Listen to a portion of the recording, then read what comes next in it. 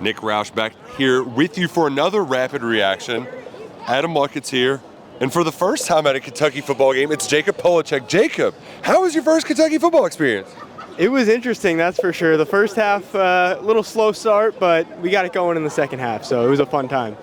Little did he know, Luckett, that this is just what happens when Kentucky plays EKU. It's going to be ugly, and then they're going to figure it out, and then they're going to win the damn ball game. I thought I was going to have to put my arm around him and show him the exits here in about the middle of the first quarter, but Kentucky figured it out in the second half. A frustrating day, really. I think all around, a frustrating day. Defense kind of dominated the first half. Offense kind of dominated the second half, but both sides didn't play well in the other half. So you didn't really play complimentary football. And then special teams make some good plays. Marion Brown sets up the touchdown reception there at the end of the first half, but you get a kick block, a punt block, first possession of the game sets up EKU's first touchdown. So some good, but then a lot of bad. And it was just kind of, you just left the stadium, You realized Kentucky was going to win the game in the second half, but you were just like, they're just not playing there that well. And it's an ugly win at the end of the day, and you really didn't want it to be an ugly win. I'm going to recreate Mark Stoops' post-game press conference.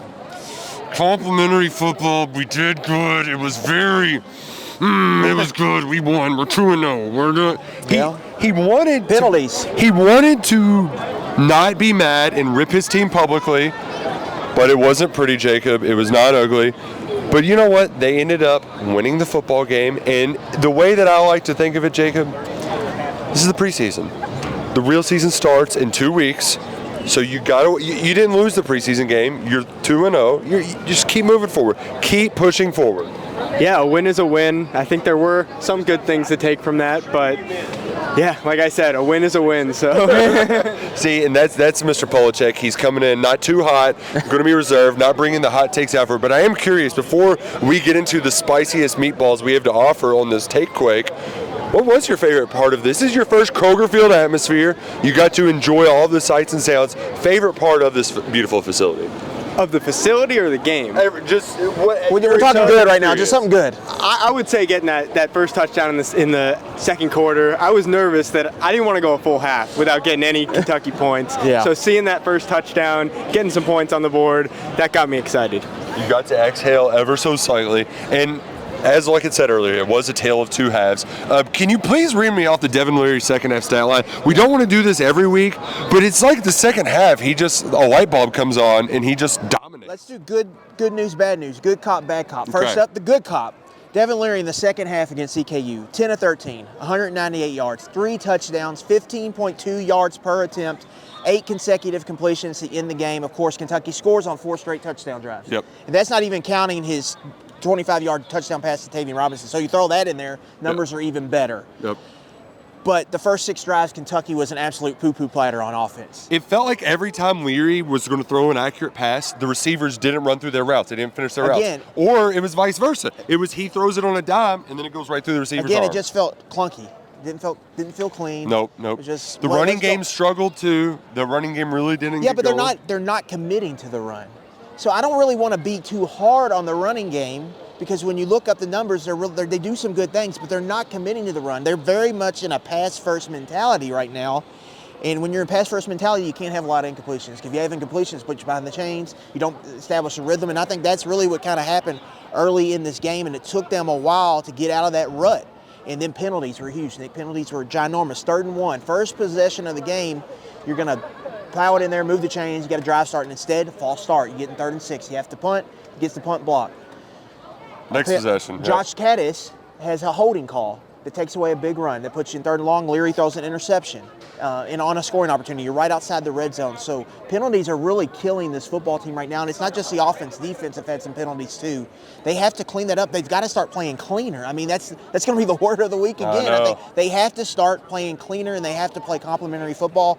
Last week I felt they played some complementary football. This week I really didn't feel they played complementary football. And I think part of Mark Stoops gritting his teeth through all of that is that a lot of what he was preaching did not go into practice. But here is my overall big picture. We're going to be optimistic. We're going to be sunshine pumpers. I'm going to put on my blue tinted glasses, and I'm going to tell you that everything's going to be okay. Because you know what happened in 2021?